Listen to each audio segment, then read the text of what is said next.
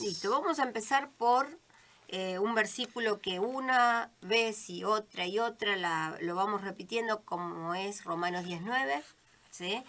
Y en pos de seguir con lo que Dios quiere, que Dios quiere que todos los hombres sean salvos y que vayan al conocimiento de la verdad, que es Cristo su Hijo, ¿sí? Porque Él mismo dijo de Él que Él es el camino, la verdad y la vida.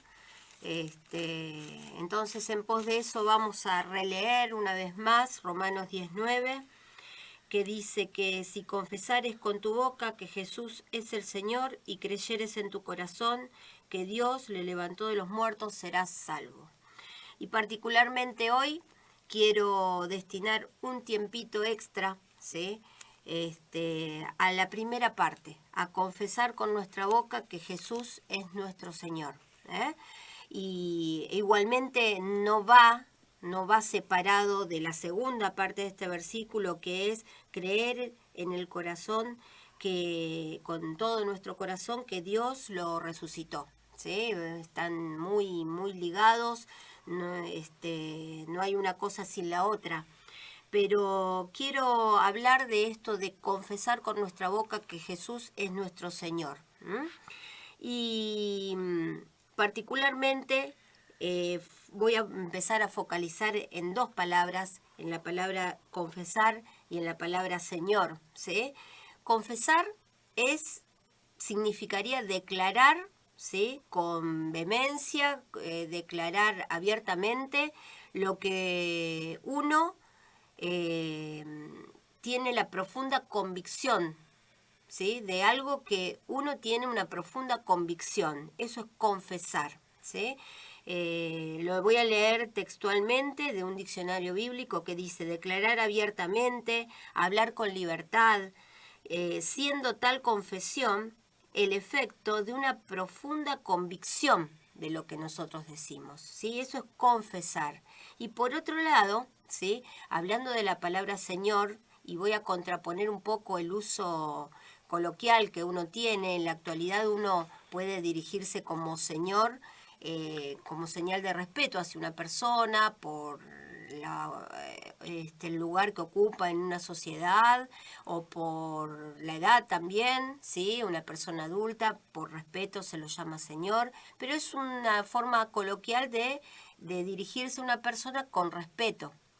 Pero no siempre fue utilizada así la palabra Señor, y particularmente llevado a la palabra escrita, tiene otro peso. Pensar que nosotros le decimos, confesamos con nuestra boca que Jesús es nuestro Señor, no puede ser un simple dirigirse a Jesús a nivel de respeto.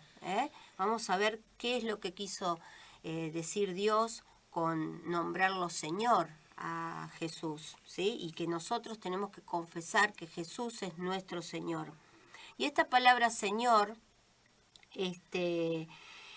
si lo vemos en forma más expandida, es una persona que tiene una supremacía en autoridad. Y justamente Jesús es eso, ¿sí?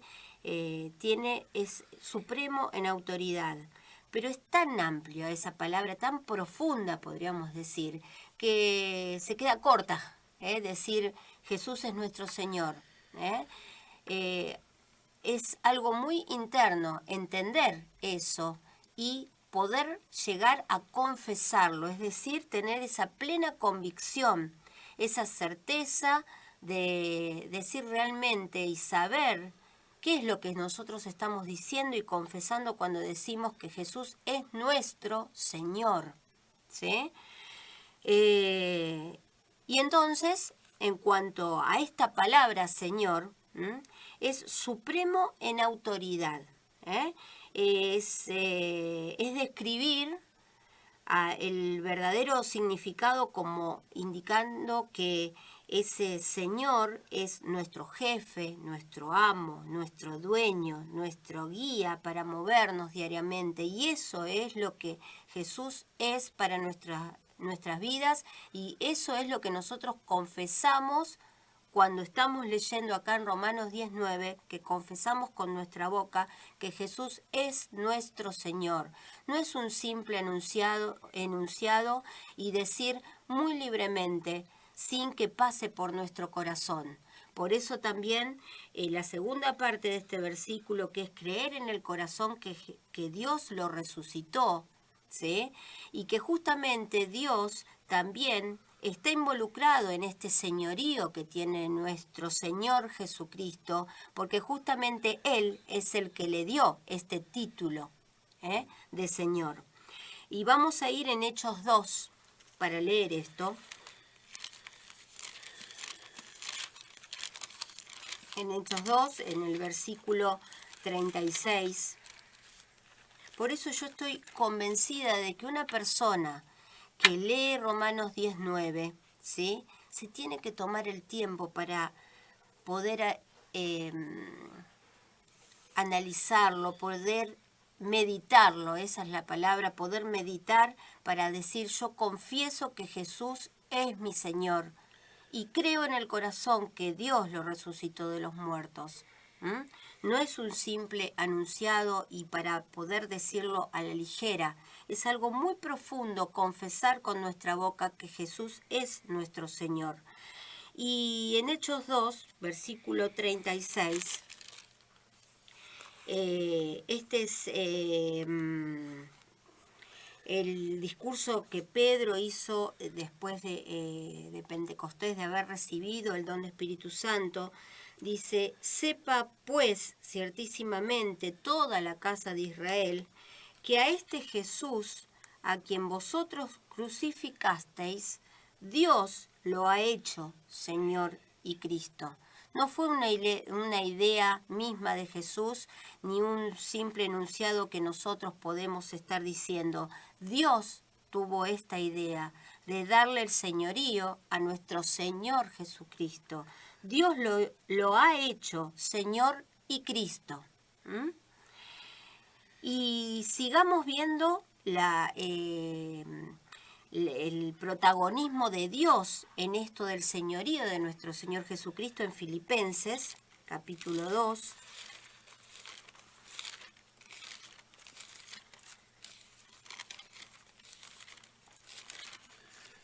Filipenses, capítulo 2, en los versículos desde el 9 al 11, que podemos leer así, dice, por lo cual Dios también le exaltó hasta lo sumo, hablando de Cristo Jesús, ¿sí? Le exaltó hasta lo sumo y le dio un nombre que es sobre todo nombre, para que en el nombre de Jesús se doble toda rodilla de los que están en los cielos y en la tierra y debajo de la tierra, y toda lengua confiese que Jesucristo es el Señor para gloria de Dios Padre. Dios tuvo la gran idea de que su primogénito Hijo sea Señor y haya sido el Cristo. Y entonces, por medio de Él, nosotros tenemos vida eterna, por medio de confesar con nuestra boca que ese Jesús es nuestro Señor, tiene la supremacía sobre nuestras vidas, tiene el mando de nuestras vidas, porque todo Señor tiene alguien a quien señorea, ¿sí? En Colosenses, en el libro que sigue, Colosenses 3, si Él es nuestro Señor, es el que nosotros confesamos como nuestro Señor, ¿sí? Nosotros nos rendimos a sus pies, estamos al servicio de Él, como nuestro Señor, como es nuestro jefe, nuestro guía, nuestro amo. Y en Colosenses 3, versículos 23 y 24, y dice, y todo lo que hagáis, ¿sí?, hacedlo de corazón, como para el Señor, para nuestro Señor, como para nuestro Señor y no para los hombres, sabiendo que del Señor recibiremos la recompensa de la herencia, porque a Cristo el Señor servís. Entonces, todo aquel que confiesa que Jesús es su Señor, nos ponemos al servicio de Él. ¿Mm? Eso es lo que significa. Si nosotros decimos que confesamos con nuestra boca, confesamos, tenemos la profunda convicción de lo que decimos, que Jesús es nuestro Señor, tenemos que estar al servicio de Él. Esa es consecuencia de lo que nosotros estamos diciendo. Por eso a veces nosotros, yo me pregunto, ¿sí? Como hija de Dios, ¿tenemos cada día de nuestra vida la plena convicción, ¿sí?, de lo que nosotros confesamos? ¿Sí? ¿Estamos conscientes de que nosotros confesamos que Jesús es nuestro Señor y actuamos en función de eso, según eso que nosotros confesamos? Es una pregunta que uno día tras día nos podríamos hacer para, como decía Ernesto al principio, renovar esta confesión día tras día. Cada vez que nos levantamos, si bien ya somos salvos porque lo hemos confesado con nuestra boca que Jesús es nuestro Señor y creemos en el corazón que Dios lo resucitó de los muertos, ¿sí?, que Él está vivo, y ya lo creemos eso, y seremos salvos de la ira venidera, pero en el mientras tanto que sea efectiva esta salvación, actuamos sirviendo a nuestro Señor y recordando quién es nuestro Señor y quién es el que nos guía. Vamos a ir a un evangelio, porque mientras que Jesús estaba acá en su ministerio, acá en la tierra, en Lucas 6, nos dejó, él hablaba a los judíos, es cierto, pero tenemos muchas enseñanzas que podemos estar escuchando de lo que él dijo puntualmente y que nos tenemos que sentir aludidos, como para reflexionar. En Lucas 6, versículo 46.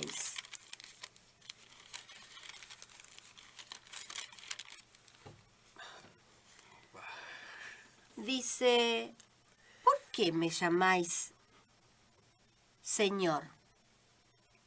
¿Por qué me llamás Señor, Señor? Como repitiéndolos. ¿Por qué me llamáis Señor, Señor? Y no hacéis lo que yo digo. Porque si uno dice que alguien es su Señor, tiene que obedecer a ese Señor porque es su amo, su jefe, el que lo guía, el que le ordena los pasos, qué es lo que tiene que seguir, hacer, ¿sí? Está al servicio de su Señor.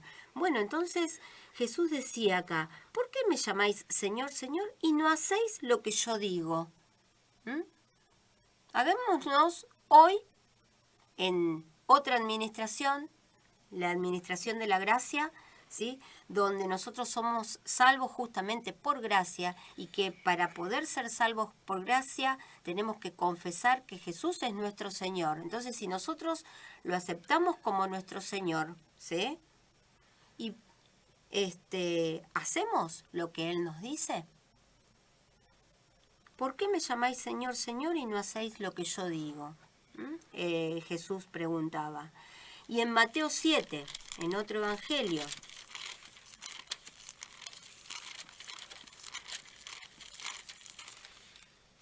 Mateo 7, versículo 23. No todo el que me dice Señor, Señor, entrará en el reino de los cielos, sino el que hace la voluntad de mi Padre que está en los cielos.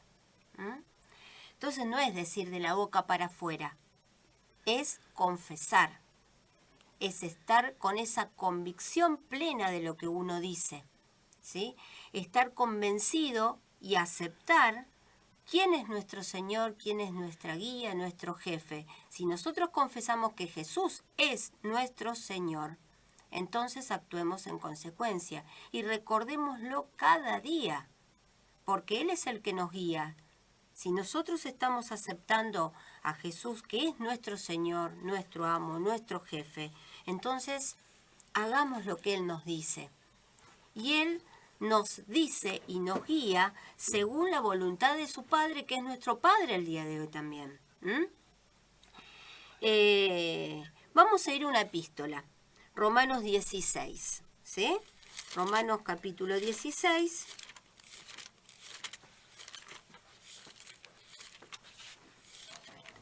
Entonces es muy cierto que uno cuando confiesa y cree, ¿sí? Por gracia nosotros somos salvos, según lo que dice Romanos 19, que habíamos leído al principio, pero hacemos día tras día lo que nuestro Señor, que es al quien nosotros confesamos como nuestro Señor, nos dice. Romanos 16. Versículo 17. Dice, bueno, en el 16 empiezan los saludos, y en el 17 dice, mas os ruego, hermanos, que os fijéis en los que causan divisiones y tropiezos en contra de la doctrina que vosotros habéis aprendido y que os apartéis de ellos, porque tales personas no sirven a nuestro Señor, no son siervos de nuestro Señor, no consideran que Jesús es su Señor, porque si no lo servirían, ¿sí? No sirven a nuestro Señor Jesucristo, sino a sus propios vientres, y con suaves palabras y lisonjas engañan los corazones de los ingenuos. Entonces, hay personas, ¿sí?, que no porque digan Señor, Señor, ¿sí?, están actuando en consecuencia. Entonces, observemos. Es el paralelo a lo que Jesús, mientras que estaba acá en su ministerio, le decía a sus discípulos, no todo el que me dice Señor, Señor, ¿sí?, entrará en el reino de los cielos. O en el registro anterior que era de Lucas 6, ¿por qué me dicen Señor, Señor y no hacen lo que yo les digo? Son todas cuestiones para poder meditar en nuestro corazón diariamente, ¿no? Y si nos ponemos a recorrer un poquito las epístolas, tanto Pablo, Pedro, Santiago, Juan, en las distintas cartas que escribieron por inspiración de Dios, ellos dan reflejo a quién servían, ¿sí? Por ejemplo, Pablo, en Gálatas 2, vamos a leer algunos ejemplos, simplemente algunos versículos para ir viendo que está plasmado que, por ejemplo, acá Pablo, en la carta de Gálatas, a quién consideraba como su Señor. Gálatas 2, versículo 20 y 21. Miren, a tal punto que decía, con Cristo estoy juntamente crucificado, y ya no vivo yo, mas vive Cristo en mí. Y lo que ahora vivo en la carne, lo vivo en la fe del Hijo de Dios, el cual me amó y se entregó a sí mismo por mí. No desecho la gracia de Dios, pues si por la ley fuese la justicia, entonces por demás murió Cristo. Lo reconocía a Cristo, a tal punto que decía, no vivo ya, no vivo yo, sino que vive Cristo en mí. Tanta fusión, tanta comunión había, que es la comunión que Dios nos pide que nosotros tengamos con su Hijo, que se dejó guiar totalmente por Cristo. Esa es la comunión que Dios nos pide que hagamos, que tengamos con su Hijo. A tal punto que nosotros, si decimos que es nuestro Señor, nos tenemos que dejar guiar por Él. Y dejar guiar por Cristo, ¿sí?, por nuestro Señor, es estar unidos a Él y escuchar lo que Él nos dice que nosotros tengamos que hacer. Dejarnos guiar por nuestro Señor, porque a Él servimos. Si nosotros decimos que confesamos y decimos desde lo profundo de nuestro corazón que Él es nuestro Señor. Por ejemplo, Pedro también dice, se presenta en una de sus en las dos cartas, siervo y apóstol de Jesucristo. Santiago también en la carta a Santiago dice, siervo de Dios y del Señor Jesucristo. Judas también dice, siervo de Jesucristo. Juan dice también en distintos versículos del Dios Padre y del Señor Jesucristo. Lo menciona a Jesucristo como su Señor, ¿sí? Bueno, nosotros también no digamos que Jesús es nuestro Señor si después lo desoímos y no lo servimos como Él quiere que nosotros lo sirvamos, porque Él está dirigiendo a toda la iglesia como cabeza de la iglesia. Justamente Dios lo puso ahí para que cumpla la función de nuestro Señor, de la guía. La cabeza en el cuerpo humano es la que moviliza y guía a todos los miembros del cuerpo humano, ¿no? Bueno, esa es la misma función que Jesús tiene para todos los hijos de Dios en el día de hoy. Vamos a ir a Efesios, en el capítulo 1. Vamos a leer desde el versículo 15 hasta el 23. Dice, por esta causa también yo, habiendo oído de vuestra fe, hablando Pablo a los Efesios, ¿no? Dice, también yo, habiendo oído de vuestra fe en el Señor Jesús y de vuestro amor para con todos los santos, no ceso de dar gracias por vosotros, haciendo memoria de vosotros en mis oraciones, para que el Dios de nuestro Señor Jesucristo, el Padre de gloria, os dé espíritu de sabiduría y de revelación en el conocimiento de Él, alumbrando los ojos de vuestro entendimiento, para que sepáis cuál es la esperanza a que Él os ha llamado y cuál es la riqueza de la gloria de su herencia en los santos, y cuál la supereminente grandeza de su poder para con nosotros los que creemos, según la operación del poder de su fuerza. Ese poder, ¿sí?, de su fuerza, la cual operó en Cristo, resucitándole de los muertos y sentándole a su diestra en los lugares celestiales, sobre todo principado y autoridad y poder y señorío, y sobre todo nombre que se nombra, no solo en este siglo, sino también en el venidero. Y sometió todas las cosas bajo sus pies, y lo dio por cabeza sobre todas las cosas a la iglesia, la cual es su cuerpo, la plenitud de aquel que todo lo llena en todo. Acá yo, al leer esto, me veo directamente reflejado lo que dice Romanos 10:9 que leímos al principio, ¿sí? Es confesar que Jesús es nuestro Señor con esa autoridad, poder y señorío que le dio Dios a nuestro Señor, y que también lo resucitó de los muertos, sentándolo a su diestra en lugares celestiales. Esta es lo que hizo Dios por amor a nosotros, que es enviar a su Hijo para que Él entregue su vida y que lo resucite después de 3 días, para que lo coloque en un lugar privilegiado, que es como Señor y Cristo, como cabeza de la iglesia, como cabeza y guía de todos los hijos de Dios, quienes confesamos que Él es nuestro Señor. En 1 Corintios 15,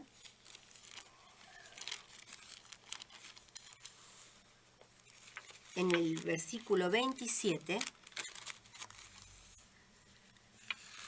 y 28, leemos lo mismo. Dice, porque todas las cosas las sujetó debajo de sus pies. Es lo mismo que leímos en Efesios 1. Y cuando dice que todas las cosas han sido sujetadas a Él, claramente se exceptúa, hay una excepción, a aquel que sujetó a Él todas las cosas. Lo exceptúa al mismo Dios.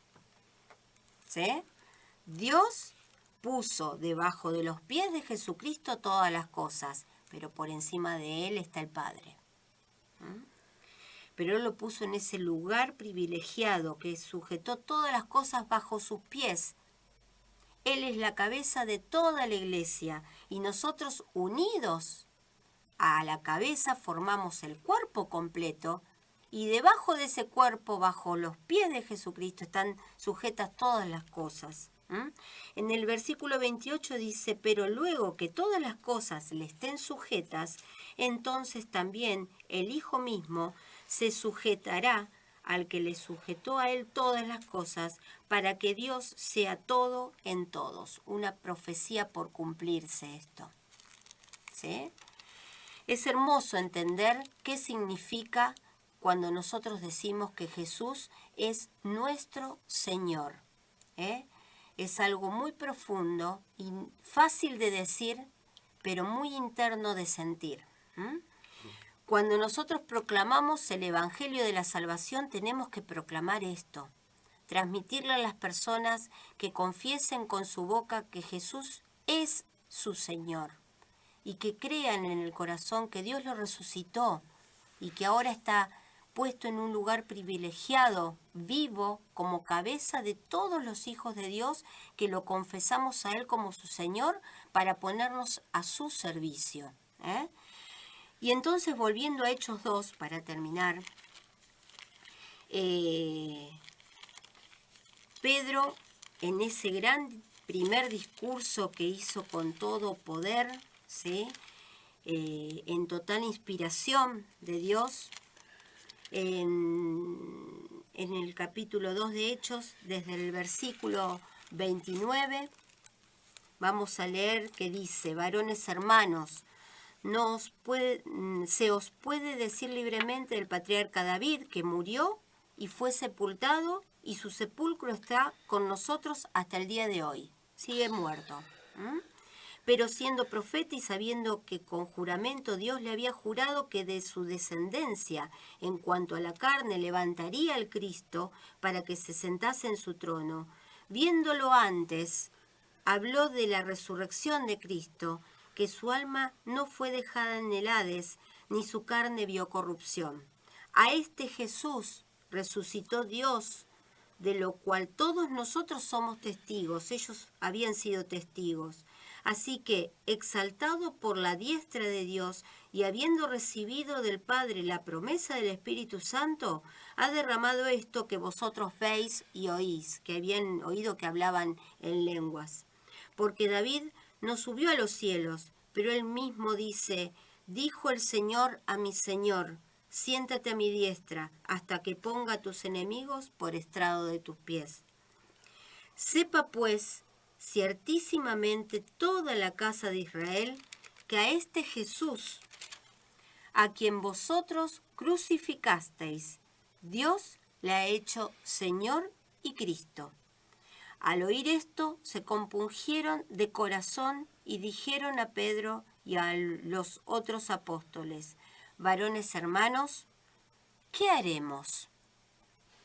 Pedro les respondió, y acá está la clave, arrepentíos y bautícese cada uno de vosotros en el nombre de Jesucristo para perdón de los pecados y recibiréis el don de Espíritu Santo.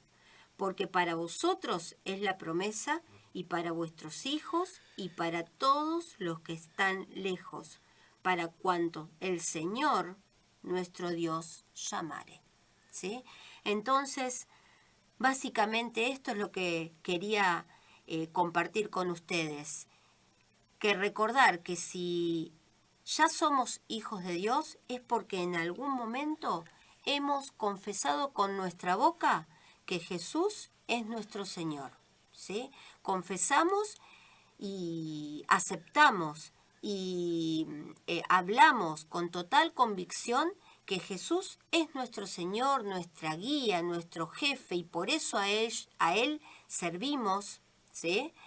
Y también creemos, porque si confesamos que Él es nuestro Señor, entonces estamos convencidos y creemos en nuestro corazón que Dios lo resucitó y Él está vivo ocupando el lugar central como Señor de nuestras vidas, entonces lo servimos, sabiendo que Él está vivo. Él es cabeza de la iglesia, cabeza guía de todos los hijos de Dios, y nosotros si decimos que es nuestro Señor, hagamos lo que Él nos dice, como cabeza de la iglesia, y porque Dios lo hizo Señor y Cristo a Él. Él lo colocó como cabeza de todos los hijos de Dios, como guía de todos los hijos de Dios, y lo exaltó hasta lo sumo. Ese es el señorío que tiene nuestro Señor. Esa es la suprema autoridad que tiene en nuestras vidas, pero nosotros le tenemos que dar lugar a nuestro Señor en nuestras vidas, como leímos en Pablo, que Pablo decía, no vivo ya yo, sino que vive Cristo en mí, porque tenemos que estar, hay un pasaje en Colosenses 2 que dice, agarrándonos de la cabeza, haciéndonos de la cabeza, que es Cristo. Esa es la idea, eso es lo que nosotros tenemos que proclamar y evangelizar, que Cristo es nuestro Señor, y que Él lo resucitó, que Él está vivo, y que esto de decir que es nuestro Señor, tal vez cada uno de nosotros tenga su tiempo de poder internamente aceptarlo. No es decir tan libremente y tan fácilmente decir, es mi Señor nada más. Esa palabrita Señor tiene un peso muy, pero muy importante. Por eso cada uno tómese su tiempo para poder pensar y analizar profundamente, meditar en lo profundo de nuestro corazón lo que nosotros confesamos en algún momento. Decir que Jesús es nuestro Señor, sí, que a Él servimos cada día. Esto es lo que quería transmitirles, porque creo que es fundamental que siendo hijos de Dios lo recordemos cada día. Y si en el día de hoy uno escucha esto por primera vez, que lo analice en su corazón y que poniéndonos al servicio de ese Jesús que entregó su vida porque nos amó, y a su vez Dios nos amó tanto que envió a su Hijo, y nuestro Señor entregó su vida por cada uno de nosotros. Es el momento y es el día para aquella persona que aún no ha aceptado a Jesús como su Señor. Este es el momento. No pierdan más tiempo, porque estás muerto en delitos y pecados y pasás a contar y formar parte del cuerpo de Cristo para poder saber con certeza que vas a ser salvo de la ira venidera, y vas a tener vida eterna. Es un cambio rotundo en tu vida.